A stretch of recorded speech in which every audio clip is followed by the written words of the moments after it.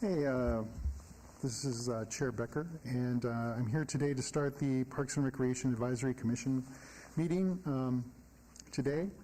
Items listed on this agenda may be taken out of order presented. Two or more agenda items for consideration may be combined, and any item on the agenda may be removed or related discussion may be delayed at any time. Backup material for this agenda may be obtained but from Luann D. Holmes, City Clerk, at the Office of City Clerk, 495 South Main Street, second floor, or on the city's webpage at www.lasvegasnevada.gov. Now that we've had the meeting called to order, I'd like to go ahead and ask for a roll call, please. Chair Becker. Here. Vice Chair Niger. Here. Commissioner Sherman. Here via teleconference. Commissioner McCurdy. Here. Commissioner Armenian. Here. Commissioner Gebray. Here. Commissioner Howard. Here. Commissioner Keller. Present. Commissioner Johnson. Excused. Commissioner Martin. Here. Commissioner Zamora. Excused. Commissioner Burgos. Excused. Commissioner Cornwell. Here. Commissioner Robinson. Present. Commissioner Stitt. Here. Thank you, Chair. You have a quorum. Thank you so much. I'd now like to have an announcement regarding the compliance with the open meeting law. Are we in compliance? Yes, we are in compliance, Chair. Great. With item number 3, for public comment, comment during this portion of the agenda may be limited to matters on the agenda for action. If you wish to be heard, come forward and give your name for the record. The amount of discussion as well as the amount of time for any single speaker is allowed may be limited. Seeing no one here today, I would like to offer one thing for public comment. I would like to take a moment just to give a warm welcome to our newest Ward 4 Commissioner, Earl Stitt. Commissioner Stitt and I spoke earlier this year after his appointment, and he is already working with Vice Chair Steve Niger, who's also in Ward 4. And I also understand he's quite the pickleball aficionado. So welcome, Commissioner. Would you please introduce yourself and share some of your experience with the Commission? Thank you, Commissioner. I started my career with the Air Force for 24 years, and then I was an airline pilot for 33 years. I'm a combat veteran of Vietnam, and was an international check airman with the airlines. Been retired since 2003, moved to Las Vegas in '91, and left for about 8 years, and then came back. For the past 4 years, I've been working with the City of Las Vegas, Dula Gym, and we offer a veterans pickleball program, teaching veterans the sport of pickleball. I've been, through my career, I've been involved I minored in physical education. My major was business. And I've been a swimming instructor, a football coach, soccer coach, tennis coach, and I guess now I'm a pickleball coach. So we have some things happening in the city with the new pickleball courts. Wayne Bunker is one of the biggest ones going on right now. And so I'm very anxious to work with the city and work in this position with the advisory committee and see how I can help move things forward and be positive and have a great recreational program throughout the city. I think we're really doing well now. I think we can do a few things to tweak it, but I'm anxious to get to work. Thank you. Great, that's excellent. Welcome. Now I'd like to move to item number 4 for possible action to approve the final minutes by reference of the regular meeting of November 7th, 2023. Could I have someone make the motion? Commissioner Martin, Ward 2. I make a motion to approve the minutes of the November meeting. Great. Could I have a vote, please? All those in favor? Aye. Aye. Aye. Aye. All those opposed? The motion carries. Agenda item number 5, discussion for possible action regarding the election of Parks and Recreation Advisory Commission Chair and Vice Chair, all wards. So my understanding is that this happens every year, so this is an opportunity if somebody would like to nominate someone other than myself for chair, or someone other than Mr. Nigar as vice chair, this would be the time to put forth your name or someone else's name. Chair, I would like to nominate you. This is Lisa Sherman via teleconference. You've been on our committee for a long time and done an excellent job, and I think I'd like to see that extended. Thank you so much. Mr. Chair, I'd like to close the nominations I second that nomination. Would any other commissioners like to speak, please? No? And, okay, with that, I guess well, thank you all. I'm flattered and touched at the same time. I'd like you all we do need to vote for this, so if you would like to go ahead and vote for myself, Chair Becker, to retain the position, please say aye. Chair, excuse me, this is Deputy Supervisor Brian Koch. Need somebody to make the Aye. motion to approve you as chair. The nomination was made, need a motion. Okay. Okay, can somebody make a motion? I'd like to make a Thank you. motion that we close the nominations and select the current chair as re-elected chair or reinstated. Great, all those in favor? Aye. Aye. Aye. Great, now I'd like somebody to make a motion on the vice chair, because was that included in your motion, Commissioner McCurdy? And just for the record, that motion carried. This is Lisa via teleconference, and I'd like to nominate our vice chair, who's currently Steve Niger, to continue in that position. I'd like to make a motion to nominate Steve Niger for vice chair. Great, all those in favor? Aye. Aye. Aye. Aye. Great, And that motion to approve also carried. Thank you. thank you. As you can see, we're going to have a lot of fun this year. Moving on to item agenda number 6. Please a report by the Department of Public Safety regarding issues at the city facilities in all parks, all wards. Deputy. Welcome, a new face. Good afternoon, all. Tony Kumamaro. I will be representing the Department of Public Safety moving forward for this for these meetings. Excuse me. I apologize in advance. This is going to be the first one that I do, so if I mess something up, please bear with me.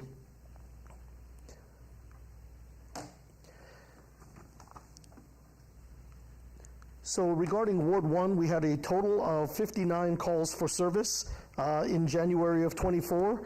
I am not going to read all of this to you ad nauseum, as I'm sure you can all read very well on your own, but I will touch on the more prevalent ones. So as far as arrests and citations go, Bob Baskin Park, we had 3 arrests or citations for this month, as opposed to 1 in the previous month. Betty Wilson Soccer Complex, we had 2 arrests or citations, as opposed to 2 the preceding year.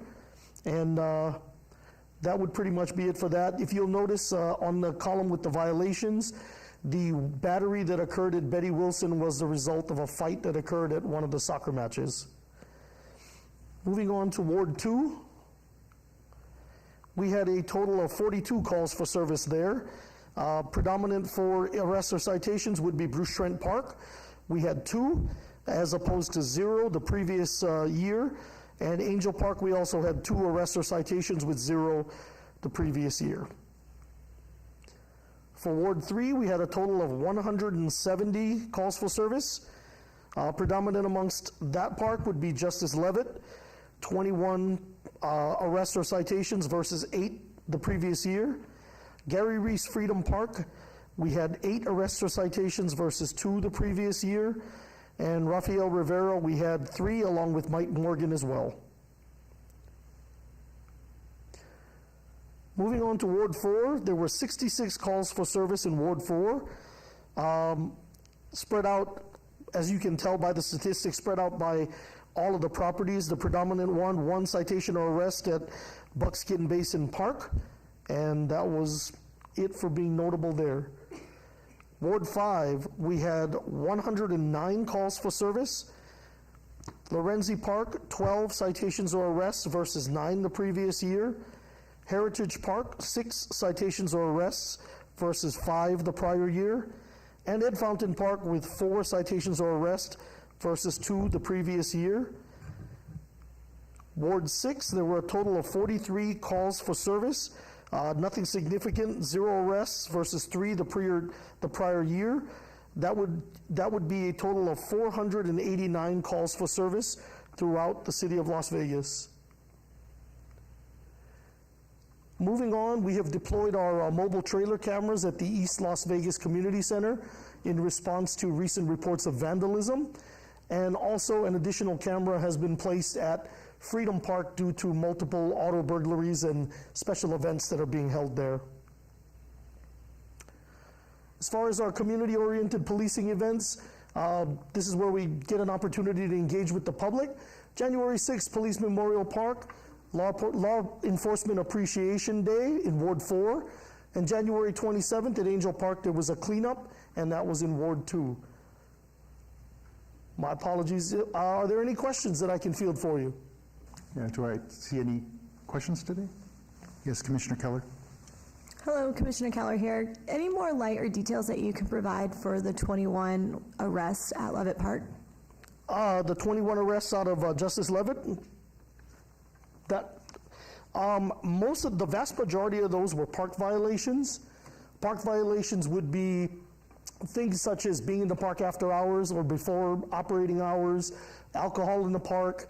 That would include driving a vehicle onto the grass, weapon in the park, or misuse of park amenities such as, sleeping on a picnic table or taking a shower in the water feature, washing your clothes in, water fountain. Those would be the predominant types of violations that occurred in that park. Commissioner Keller again. Are you noticing an uptick in violations at this park or crime level at this park? Is there anything that you would like to note for this park? So this park, as I'm sure everyone is well aware, does have a large unhoused populations, transient population that does frequent this park. Along with that, there are in addressing the unhoused, we must be very, very cautious in how we approach this. One of the things that we deal with quite frequently is something that a lot of people don't understand, which is how homelessness in and of itself is not a crime. So the fact that someone is in a location at a city facility, at a building, or in the park, and they're homeless does not constitute a violation. However, along the way, we do encounter violations such as, people accumulating a lot of their items. For us right now, it's a lot of it at the pavilions where they're bringing a lot of their items and storing a lot of their items. And those are things that we're seeking guidance from the city attorney's office as far as what does constitute a violation and what doesn't. There's not necessarily an increase in crime more than we're getting better guidance as far as what does constitute a violation.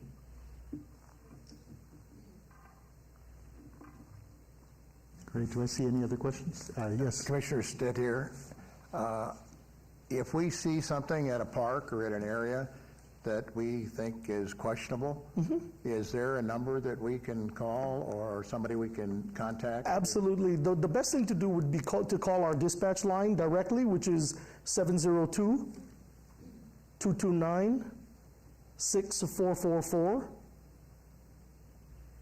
And they can appropriately route the call to patrol if it requires a patrol response, or they can get it to someone who can provide you some type of follow-up or answer. If it's something not critical, then you would be able to, you can email me if it's something that doesn't require anything immediate as far as a response.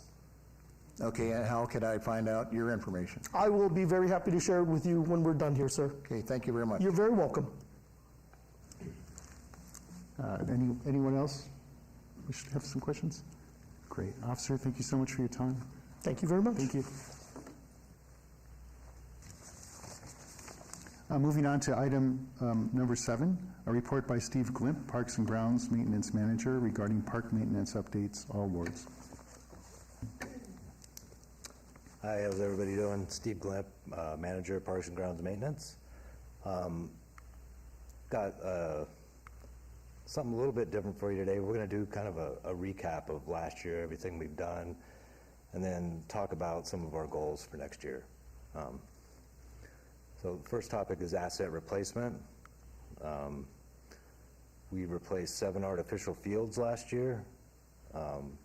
We're on par to do about 8 or 9 this year. We replaced 7,600 linear feet of walking trails at various parks in all wards. Built 11 new playgrounds or renovated old playgrounds. 3 new fitness courts, one at Rainbow, one at Woofter, one at Police Memorial. Then moving on, we did a bunch of pickleball conversions at 4 parks: J.C. Leavitt, Aloha Shores, Centennial Hills, and Patriot Park. We did some turf conversions, about 36,000 square feet. J.C. Leavitt, Aloha Shores, and Dula Community Center. And then something new that we've taken on this year, just trying to provide a higher level of service for our dog park users. We've been we overseeded a bunch of our dog parks this year in an effort to keep the grass green all year round, and also reduce our maintenance burden in the spring because the grass isn't abused over the winter. We got to 8 out of 11 of our dog parks this year. Next year, we're hoping to get all 11 of them. Lots of tree plantings. We planted just over 1,000 trees out of our nursery this year, out in various locations all over the city. And then, oh yeah, so maintenance data. I wanted to talk to you guys a little bit. Everything I just talked about, that comprises about 15 to 25% of our staff, kind of either does that or facilitates it with contractors and all that. The bigger portion of what we do, the kind of the meat and potatoes, if you will, is just recurring daily tasks. And we put some numbers together just to kind of look at that. Just as an overview, we have 112 field staff, 87 parks, 1,110 acres of park, 135 acres of sports turf, 231 acres of common turf, 145 playgrounds, and 80 restrooms. And so the folks, that other 75 to 85% of our staff out daily, they're doing, you know, the grind, right? They're doing the stuff that doesn't get recognition or anything like that. 80,000 trash bags changed annually. We mow the equivalent of 14,404 football fields annually. And of those 80 restrooms, they are, you know, cleaned and stocked every day for 365 days. That's 29,200 restrooms cleaned and stocked annually. And so our goals for next year, kind of just the big 3 ones. For our trade section, it'll be doing 16 playground renovations as opposed to 11. For the urban forestry section, we're looking to plant 1,900 trees. That's the number we actually need to be at over the next 30 years or so to get to that 2050 goal. And then we're going to be looking at replacing 450,000 square feet of non-essential or non-functional turf throughout the parks. Any questions? Elizabeth, Commissioner? Okay, you're going to update a lot of things in a park. What about the water fountains? I'm sorry, I didn't hear that. Water fountains? What about them? Are we The replacing water them? fountain in the park. Because a lot of people use them to wash the face or wash clothes, and the public's not going to use them for drink. So if I'm not mistaken, this is Chair Becker, I believe the Commissioner's asking if there's any thought to replace the water fountains maybe with something like a bottle dispenser to fill up to discourage people from using the water fountains in ways that aren't necessarily hygienic or appropriate. Yes, absolutely. As we go through our parks and survey water, you know, things like water fountains in our parks, and we find some that need replacing, they are getting replaced with bottle fill stations. Commissioner Martin, Ward 2. Steve, a couple things. First, the turf conversion or water smart landscaping, whatever you want to call it, it's looking good. I like what I'm seeing in the parks for that conversion. And also, right after the November meeting, a week or so later, I noticed a major water leak at Kellogg's Air Park, and I notified one of the park maintenance people that was in the area, and I was surprised the next day to see them out there fixing it. Oh, yeah. So, attaboy on what you're doing so far. Thank you. Thank you, I appreciate it. Yeah, our guys take water conservation very seriously. Hi, Steve. I just have one question. Where the water fountains are and we have an uptick of the homeless hanging out in the parks, is there power access to them? Because that makes a big difference on where they hang out. So are the water fountains hardwired in to where there's not access to a power source for them to charge their phones and use their iPods? Steve Glimp, manager of Parks and Grounds Maintenance. So most of the outlets in our parks are in the picnic pavilions, and we keep those turned off basically throughout the year unless there's a special event or a pavilion reservation. Commissioner McCurdy? Steve? Especially the Legacy Park. Every day, I know people go into Legacy Park behind McDonald's and they use power sources every day because I think the power is consistently on over in Legacy Park. And I'm hoping that that could be cut off some kind of way so that they would no longer just go and use Legacy Park to charge their phones. And I went and tested it out with my charger, and it is hot over there. So I'm hoping that you can, control that so when the city needs it for their special events, they can activate it.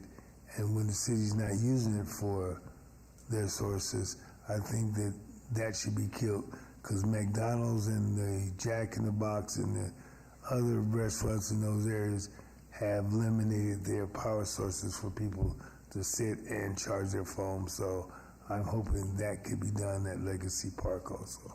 Absolutely. Steve Glimp, manager of Parks and Grounds Maintenance.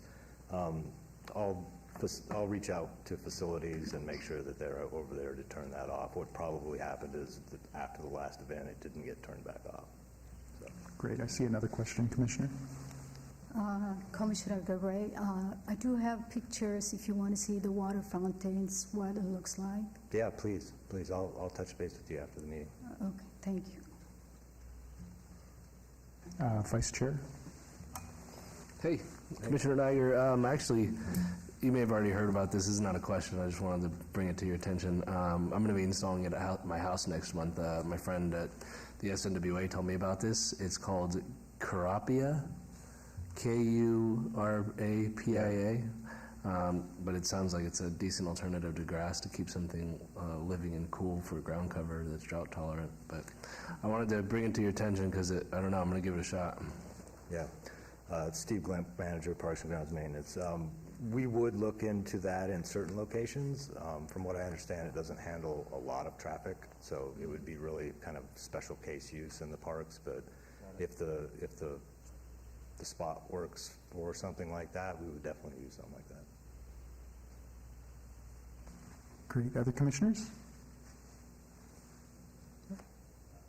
The only other thing I'd like to say, Manager Glimp, is thank you so much. Your team is doing a great job. I spent a lot of time at Majestic being a softball coach, and the upgrades there is a continual cycle of just improvement, and I'm really satisfied with that. Everybody is always, if I do see maintenance personnel there, if I see any problems, we always tend to point it out, and they get on it the very next day, whether it's a sprinkler head that's not popping up or whatever the case may be. So kudos to you and your team. Keep up the great work. Okay? Thank you.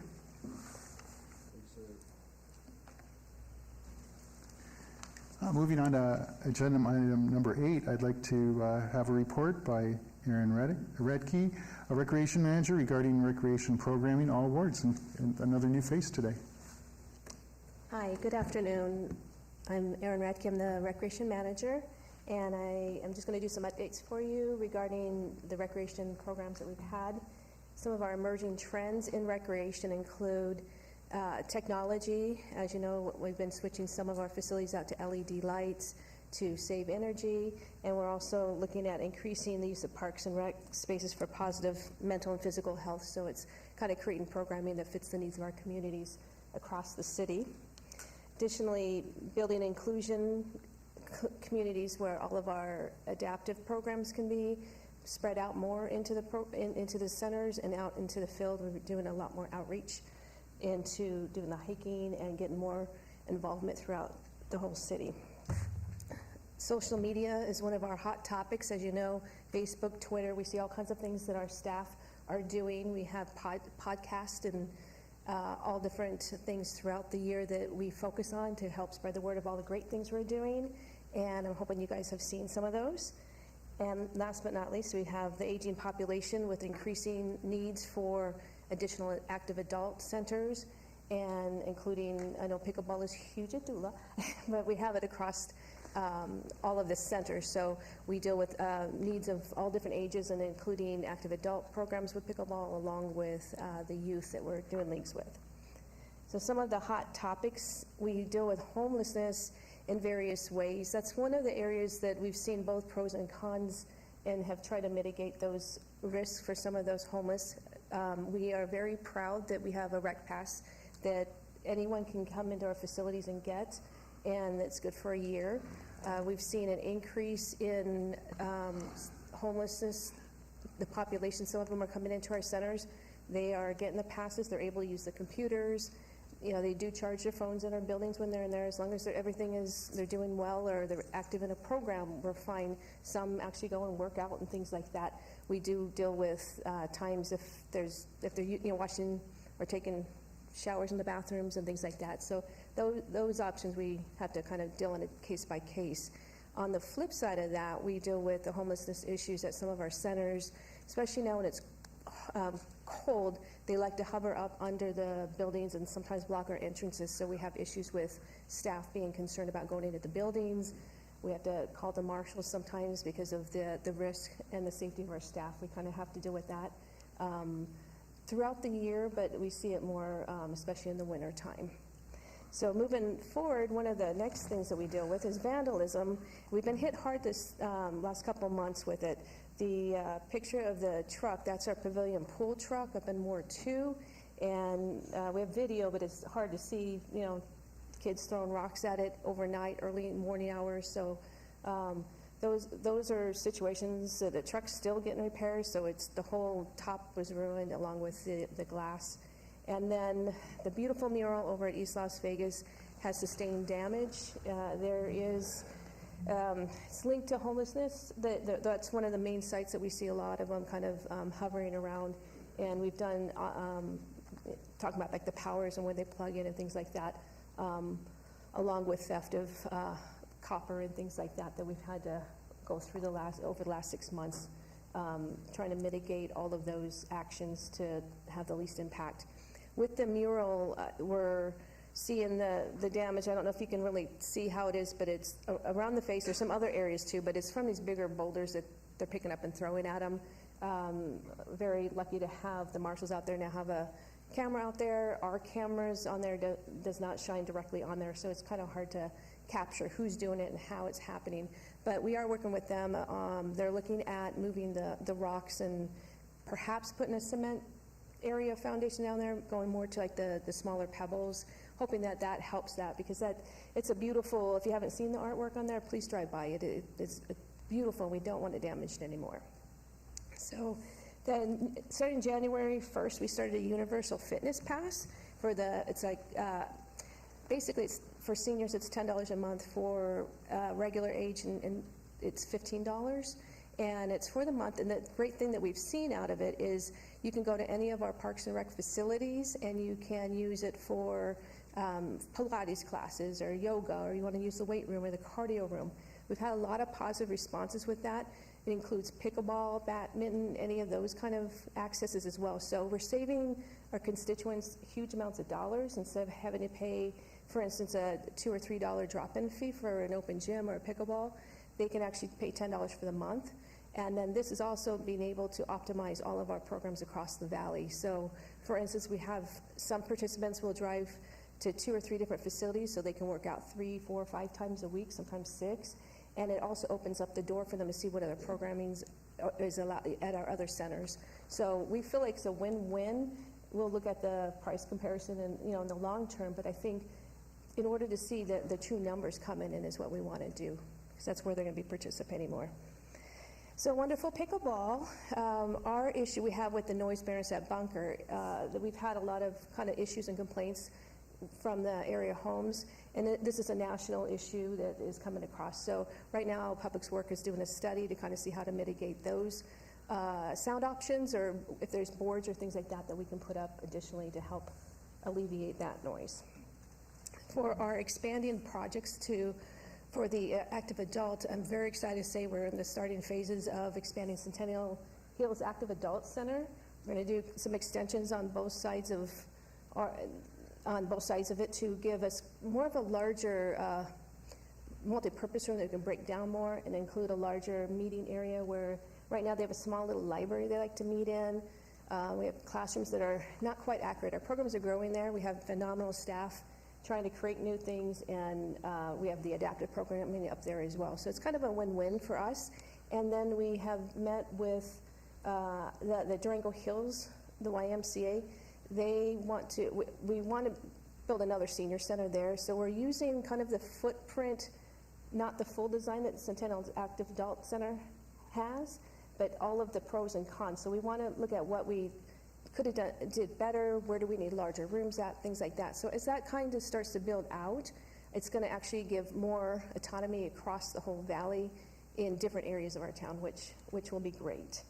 And then our increased crime incidences, we've had at Veterans Memorial Community Center, we have numerous bikes being stolen, electric bikes, scooters. We've had the marshals involved. We've caught, I think it's a total of 4 assailants now.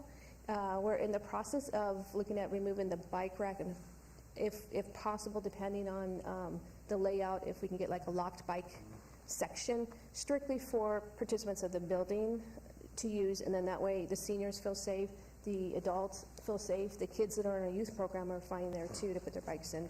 So that's more to come, and to kind of alleviate those programs or those issues at that facility. And then with the shootings nearby Stupak recently, along with our normal everyday safety concerns and issues and lockdowns we've had across the board, reinstating the active shooter scenarios with our staff. I'm hoping to get those set up from within the next month and then through the beginning of summer, because when you think of the safety of the summertime with open pools, how do we get the kids out, the adults out of the pools safely, and then also to make sure our staff is well prepared for those issues. It's becoming a everyday factor for us on a daily basis, and that includes the fields as well. We're just kind of out there in the open. So facility updates. I wanted to show you what the fabulous Veterans Memorial Community Center is starting to look like. The picture on the left, where you see the build out, that actually is a picture from yesterday. So I wanted to get you the newest build out. That's where the front desk will be, and then the on the right is the future, what it will look like.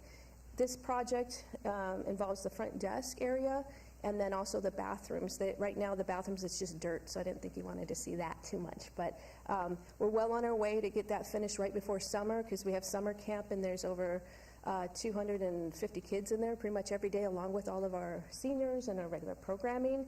And this is a long time coming. The bathrooms have not been remodeled, nor the front desk, since it opened in the very early 2000s. So we're excited for that build out there. And then this is an update with Chuck Minker. We recently redid the floors there. Along with some of our other centers like Dula, we went to a lighter, instead of that yellow gold color flooring, we went to a lighter covering on this. It has brightened up the facilities and makes them look a lot larger. And then in this one, this is one of the LED projects that has finished. So inside the whole building's been painted. They redid this floor, and then they're looking at doing the exterior painting by springtime. So more to come on that, and along with the flooring on the interior. Doolittle Community Center has been very helpful with our Doolittle Senior Center, as they've been down for renovations. So Doolittle Senior Center, we'll do our opening, the ribbon cutting, on February 22nd. So please come out if you have a chance.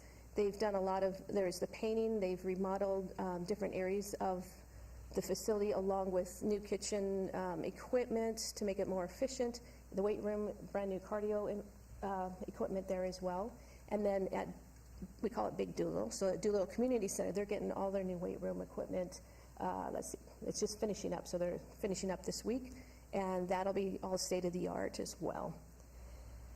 Let's see, Doolittle Community Center, we redid the floors as well, and there's the same color scheme like the lighter floors.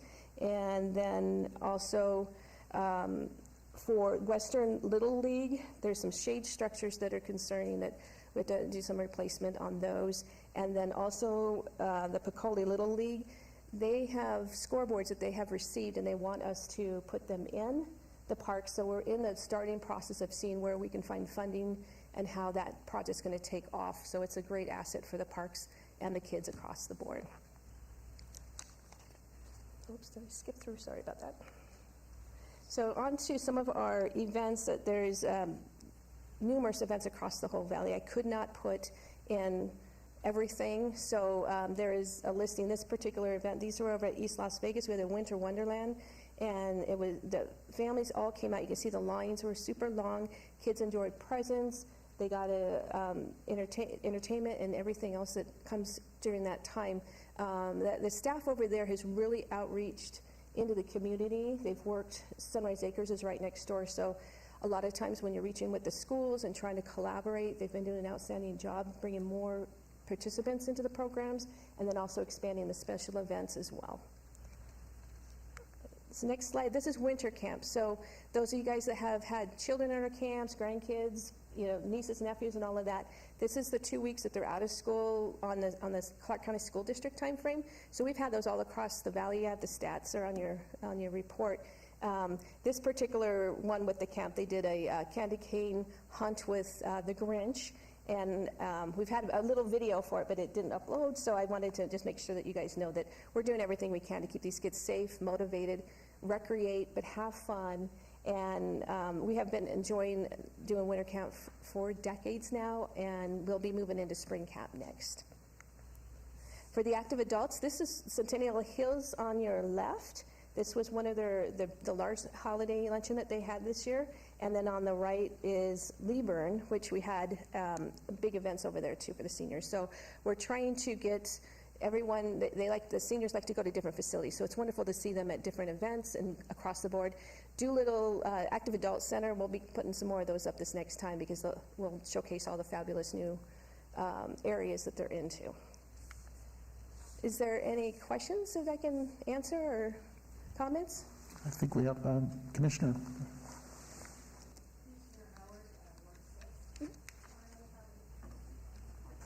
I have a neighbor who was asking me about that $10 a month because she stated she was paying $10 a year, and she's a little upset that she has to pay $10 a month, but did they used to have to pay the drop-in fees?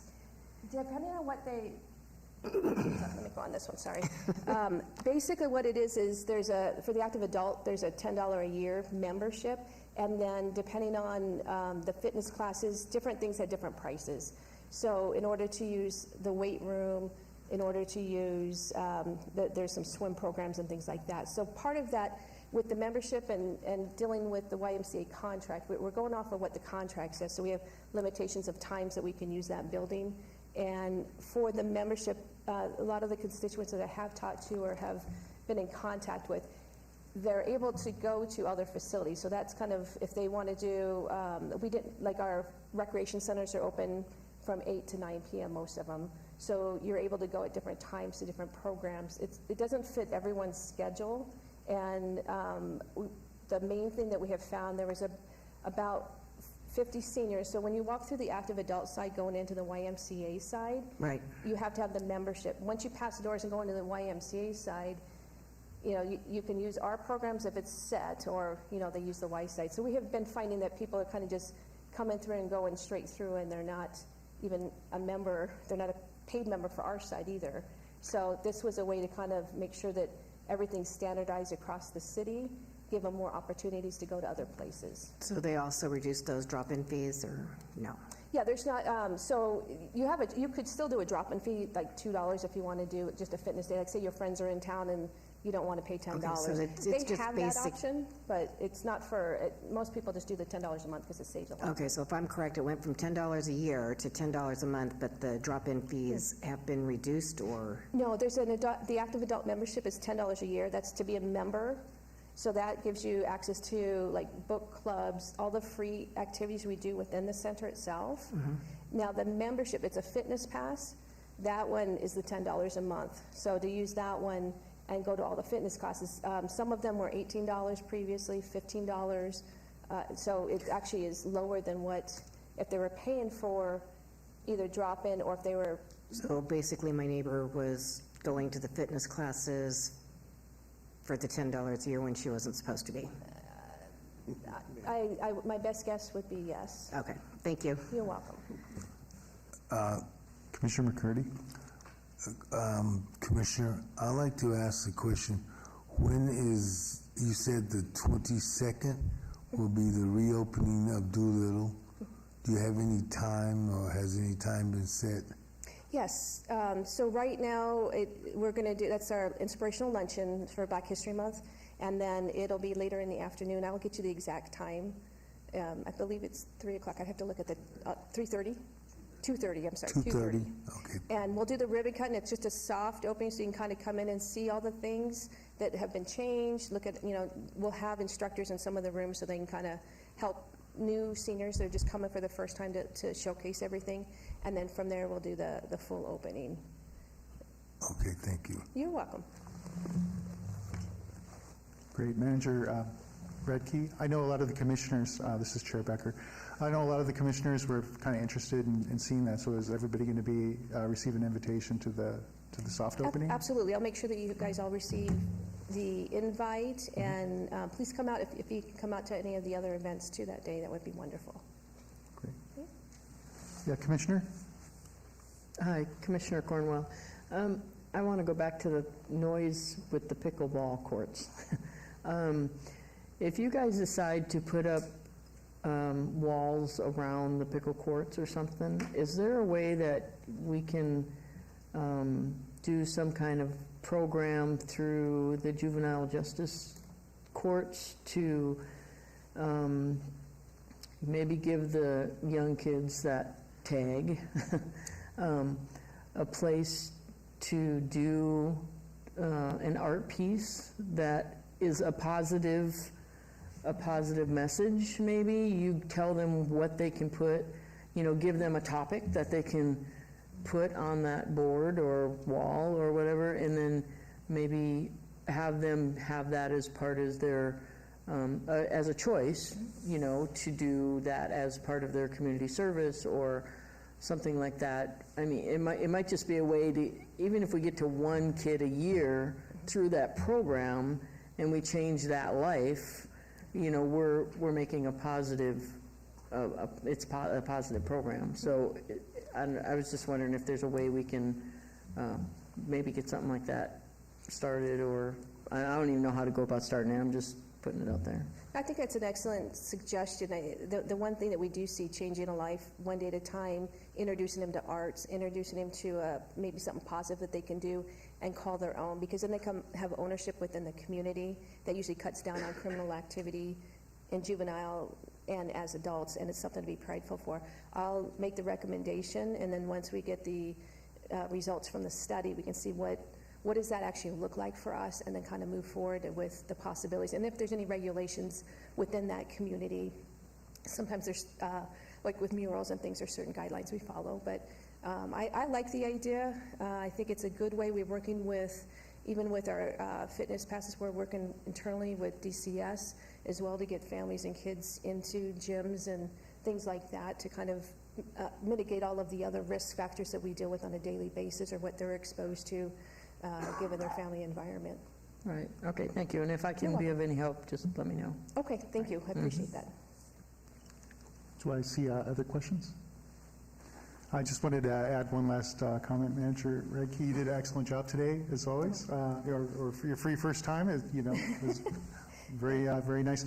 And just kind of riffing off that idea about doing an art program, if you were to pursue that or look at that, I might suggest maybe a tile program. That way the tiles can be, very corralled, and you can actually have more artists contribute to, each independent tile. And then you can change them out every year on an ongoing basis so that it stays fresh, as opposed to something that's static or a mural that would kind of get in the way of those regulations. I think that sounds like a good opportunity. We're coming up on we're in our 75th year for the department, and the city's coming up on their anniversary, so maybe there's a way we can incorporate that into some of the design and being able to have something out there for them to contribute to. Yeah, great, thank you. Right, thank you.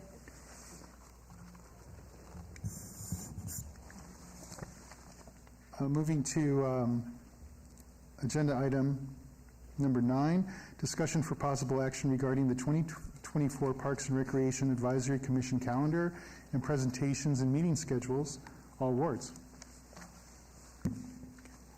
Good afternoon, Deputy Director Pat O'Mara. What you have in section 1 of your binders there is our proposed calendar schedule for this year.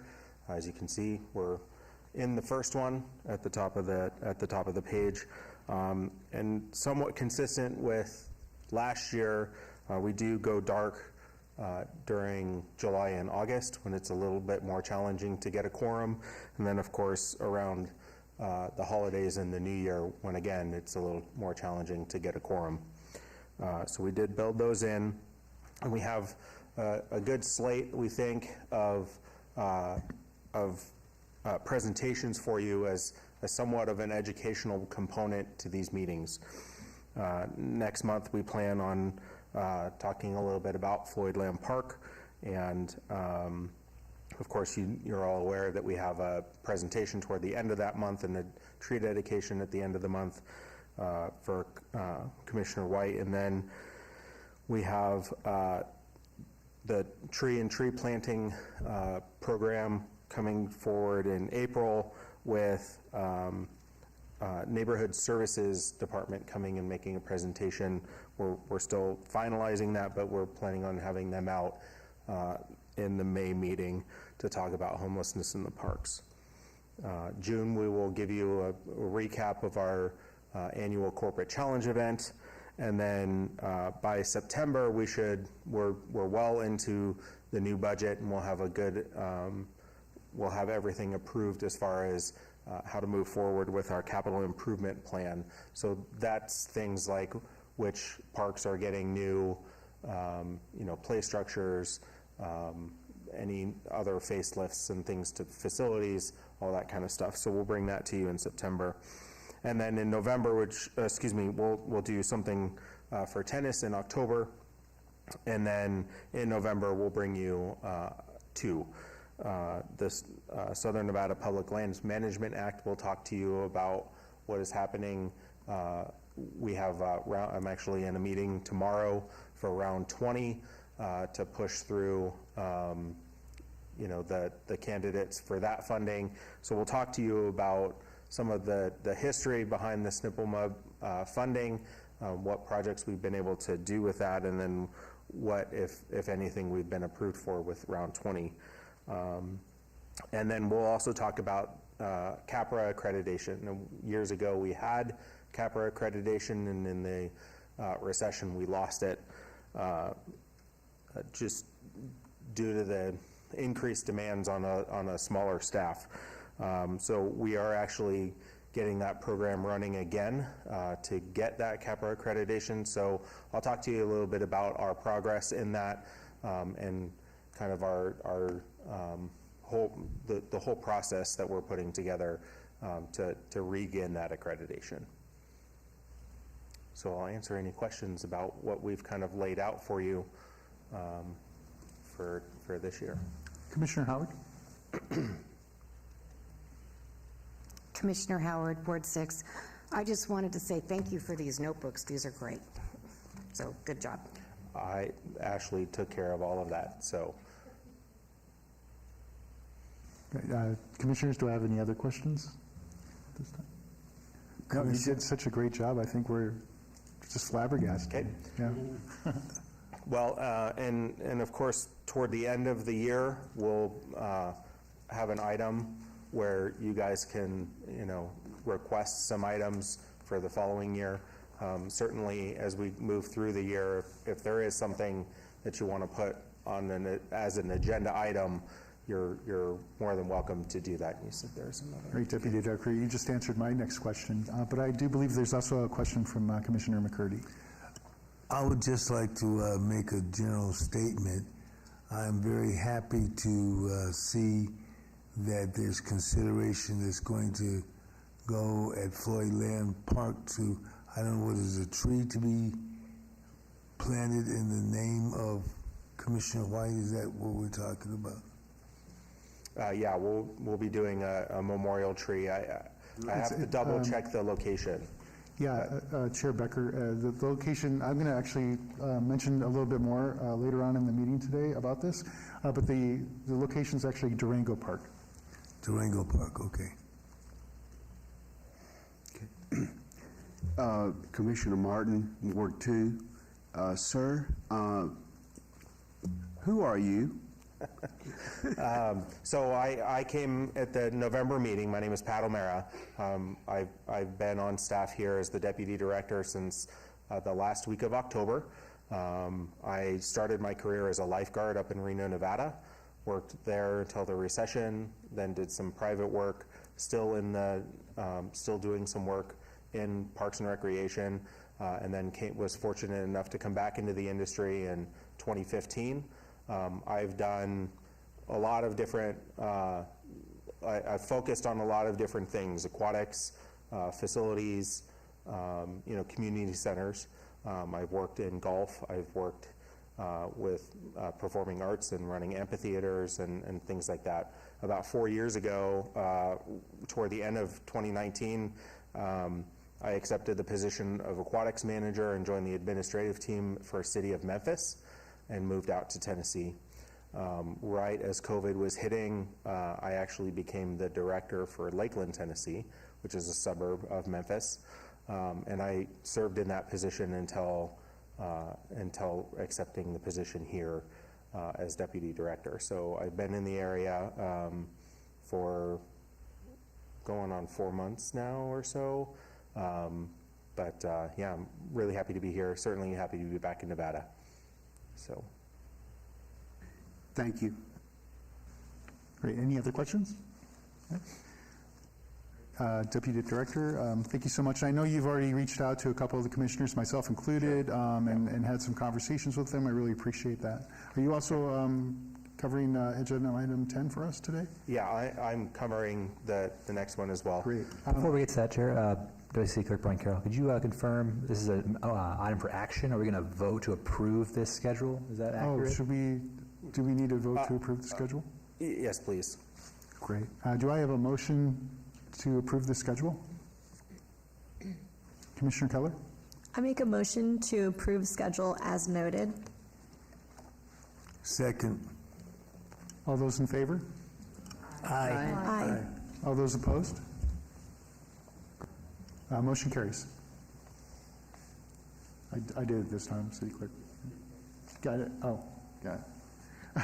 Moving on to agenda item number 10, review of staff, Parks and Recreation Advisory Commission bylaws, and the Parks and Recreation Facilities and other facilities property naming policy procedure, all wards. So, again, Deputy Director Pat O'Mara. I like to start every year fresh with reviewing the bylaws, and certainly, if there are adjustments that need to be made throughout the years, we want to make them. We're going on about 8.5 years or so since the bylaws were last amended, so it is possible that you may notice something that needs to be adjusted, and so again, future items, we would ask that you request an agenda item for consideration for those changes. Today is just a review of these two policy, of the bylaws and the policy. There are several sections. If you turn to section 5 in your binder, that is where the bylaws live for now. And so we have the bylaws are written out, but I want to call your attention to a few different things. Excuse me. First, the duties. So the duties of this commission are to, in conjunction with the director and the city council, make recommendations on public parks and recreation facilities and programs as it relates, give recommendations on how we grow as a city and offer these services. There are several things that are kind of part of that. Certainly, hearing our reports every month and giving suggestions, giving feedback, that's what we need to hear. You are our eyes and ears out in the community, bringing us concerns from our citizens that we can then try and start working on addressing. So we want to make sure that that we're certainly fulfilling those duties. Excuse me.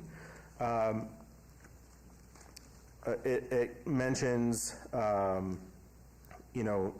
information in there about overseeing the golf courses and things like that. The primary duty is for you to be the advisory group for our department, to help kind of,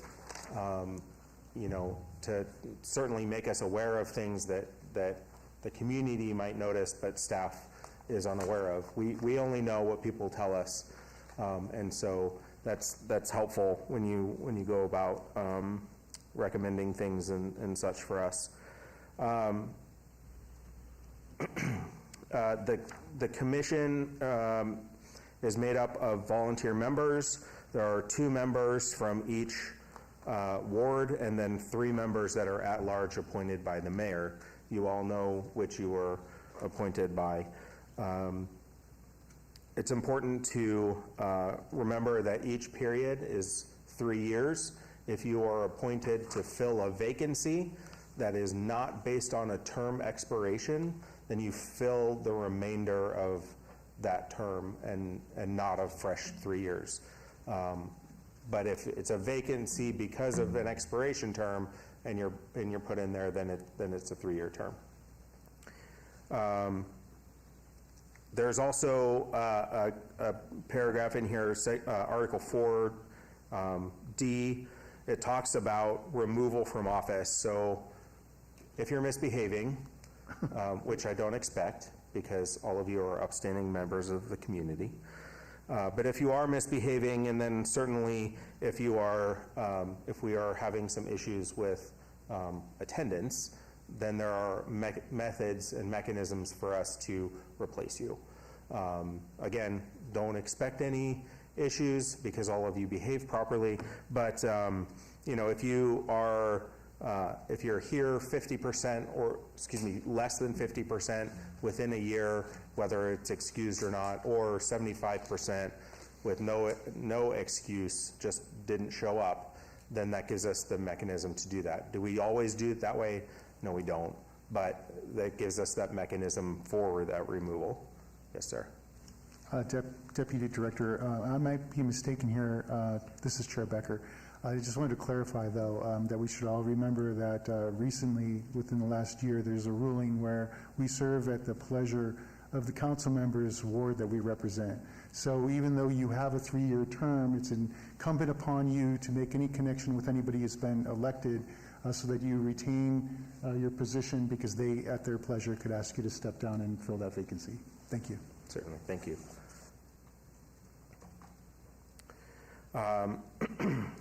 It also talks in Article 5 about the leadership of the commission. So you have the chairman who serves as, who presides over the meetings, and it has certain capability to call meetings. Then you have the vice chair who serves in the absence of the chair, and then the secretary is the director of the department or their representative. Meetings are supposed to be no less than once a quarter, and then no more than once a month. And then again, with special meetings, the chairman can request a special meeting, submit a request to the director for a special meeting. The commission, with a majority vote, that's an agendized item, can request a special meeting.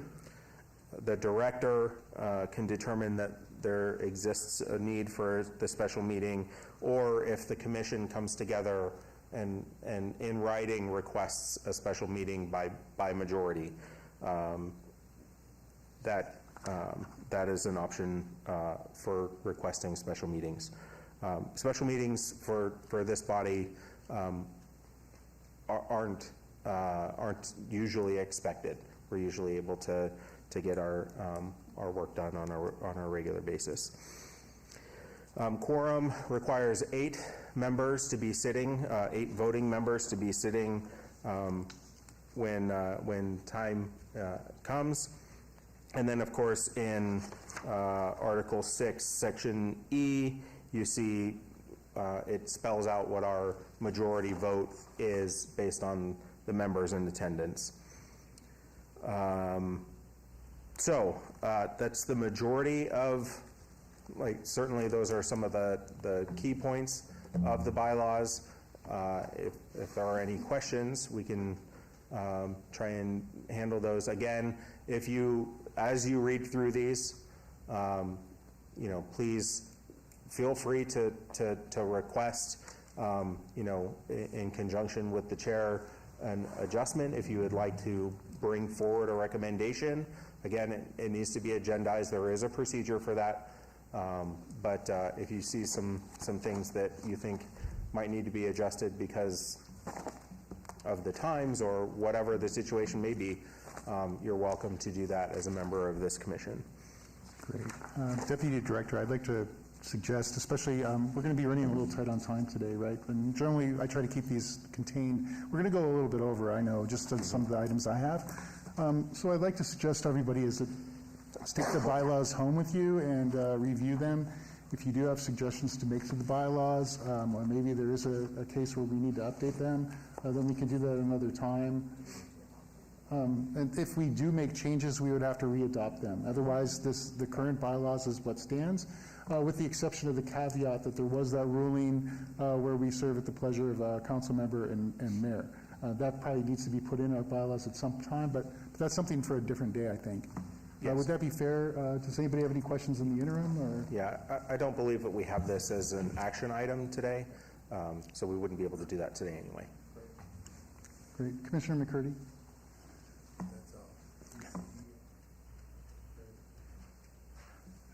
Great. Deputy Director, I think that's good for today, and thank you so much for your time. Yeah. And we do have sorry. other policy. Sorry. And I wanted to bring this one today because we will actually be utilizing this later in the spring. So I wanted to highlight a few things with the Parks and Recreation Facilities and other city facilities property naming policy. So this was born out of the policy for Parks and Recreation Facilities to be named. It is a citywide policy now, so I will touch base on a few of the things that are specific to Parks and Recreation as it relates to you. This is one of the most fun things that you all get to do. You get to recommend a name. So as we have a new property come forward, we will look for things such as geographic or historical, even a person within that area of the city, to basically honor in that way by naming a park or a facility after them. And then, individual rooms are also an opportunity. Certainly, if there's a significant financial contribution that is being put forward for that amenity or for that facility, we would consider that as well. The way that it works is that the department director will identify a park or a facility that needs a new name, and then submit it out to the community for their feedback. When the feedback is collected, we bring that to you, and this body then discusses and weighs it out, puts forward a recommendation that then goes to the city council. Renaming is also a possibility, although it is discouraged if it is named after a person. You know, certainly if there are deed restrictions and things like that, it's not possible. But what happens is that once it goes to the city council votes. The difference between naming and renaming is then the entire the city council vote needs to be unanimous for it to be renamed, and so that is not often done. Excuse me. And then I think that's just about it. We do have a park coming online later this year on the corner of Rancho and Oki. It's a dog park, and so that property will come forward with some recommendations. We actually have the survey out now for names. So if you want to drive by the property, you should be able to grab the QR code, scan it with your smartphone, and submit you know, recommendations. And so we'll bring the results of that to all of you later in the spring. Okay, and then again, you make a decision and forward that on to the city council for their vote. Great, that's great. If that's in your ward, I'd recommend that you go out and do that and talk to constituents if you want. Do I have any questions about the park naming and renaming, commissioners? This is Commissioner Stitt, Ward 4. I have a question. I don't know if it's appropriate or not at this time, and maybe I should have mentioned it earlier, but is there any way you could give an update on Wayne Bunker as to the pickleball court program there? That wouldn't be the, we can bring you an update, but it would be difficult for me to just provide one right now. But we will work on providing you with an update, you know, at a forthcoming meeting. Deputy Director, if I may, we can include it on the agenda item for the next meeting. But in the interim, since the commissioner hasn't expressed interest, you know, if you could follow up with him, I'd really appreciate it. We can talk after the meeting, and I can give you the best I can, but certainly during the meeting, I'd like to, you know, bring in a little bit more resources and things for that. Great. Another question, Commissioner? Hi, Mary-elect Commissioner Cornwell. I have a question on the Las Vegas Healing Garden. Okay. We have a lot of concerned community members and Route 91 survivors that are worried that the Healing Garden is going to be let go or dissolve because of the new memorial that's being built in the county. So is there a way that we can get some verbiage? Because right now there's no verbiage on that I can find or anybody else can find in the city that dedicates that as a permanent memorial. How do we go about getting that verbiage and getting that road in stone so people can stop blowing my phone up? I believe that does have to go to city council for something that permanent, but we'll certainly have some discussions as a department and you know, make determinations on where we're moving forward on that. Okay. So, yeah. Deputy Director, that would also be something that we could potentially include as an agenda item just as an update, just for next month. Any other questions from the commissioners today? Commissioner McCurdy? I would like to recommend to the person who represents the ward where the Healing Garden is located for you to contact the council person in that ward so they might be able to help you, because it is that council person's ultimate responsibility to get all of his members of the said council to vote with him to create a policy that will make it a permanent structure. So I think you should talk to that council person. Okay. That's an excellent suggestion. Deputy Director, I think that should cover our questions today, especially on that particular agenda item. And I'd like to move on to Agenda item number 11, keeping in mind we are over time, and I do have a few other things to share today. But for agenda item number 11, if I have a report by commission members regarding park issues and events within their respective council wards at large, all wards. So if you do have some stuff to share, I'm happy to recognize you. Just kind of truncate whatever you're going to share today. Do I have any commissioners with updates in their wards? Mr. Chairman, I would like to update my position. As you know, I have stated that I will not seek reappointment to the Parks and Recreation Commission, but I am going to be coming to the meetings and still have my agenda. I'm asking that my former colleague, Elizabeth, I hope she will continue to fight my major cause to rectify and build a swimming pool in historic West Las Vegas at the Doolittle Center. I'm going to, still be championing that. I've been championing that for 25 years that I served on this council. So I am really regretful that I will not be here, but due to possible conflicts with my appointee, I chose not to seek re-election. As you know, I own a company called McCurdy & McCurdy Media Group, and we represent various candidates that seek public office.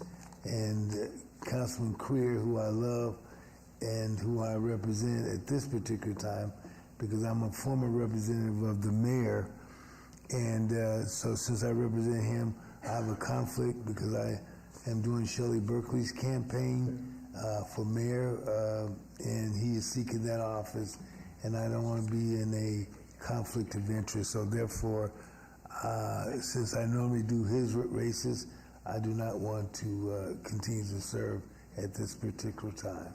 So I would like to tell all of you, I've had a pleasure of working with you and serving, and I thank God for Elizabeth.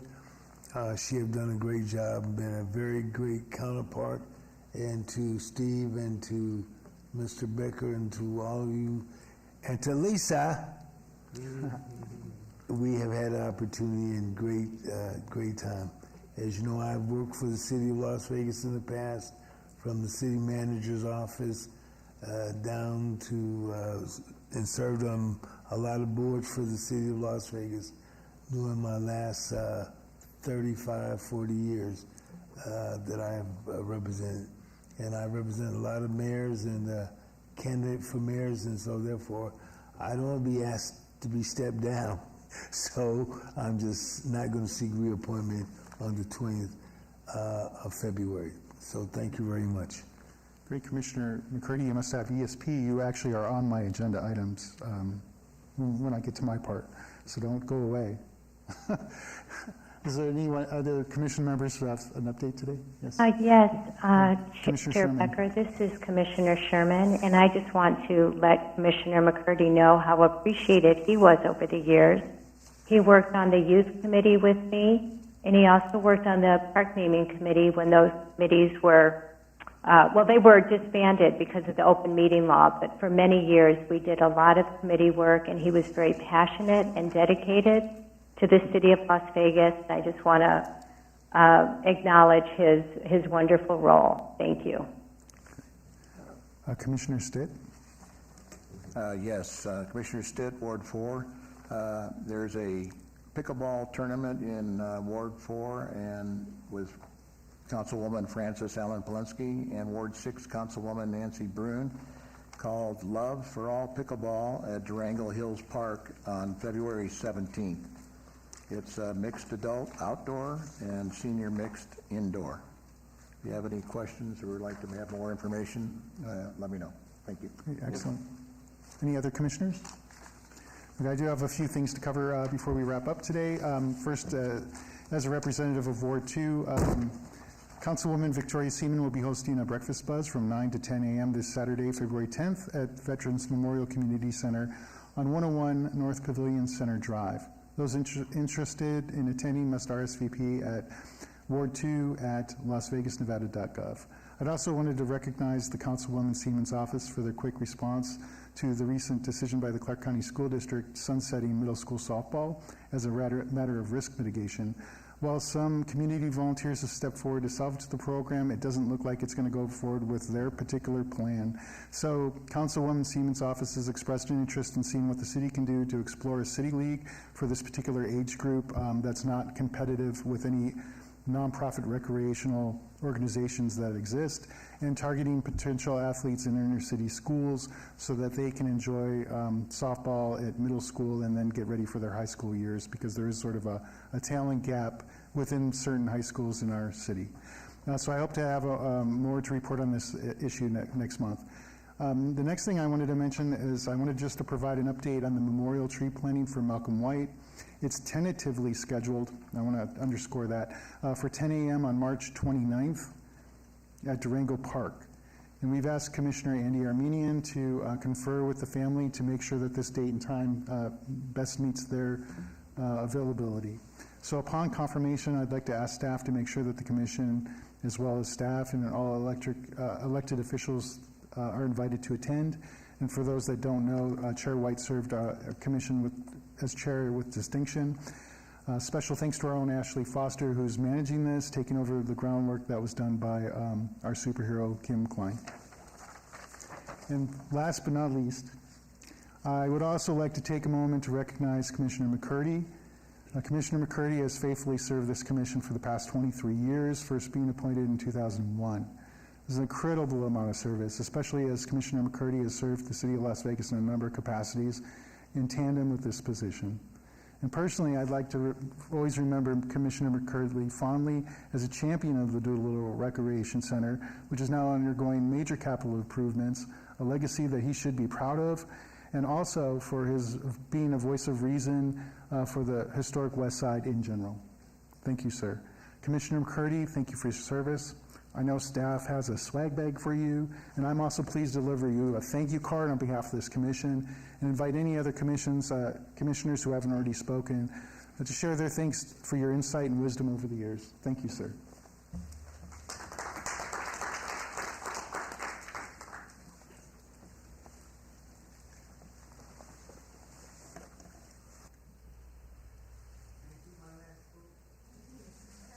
Are there any commissioners that wanted to? Yeah, Elizabeth, go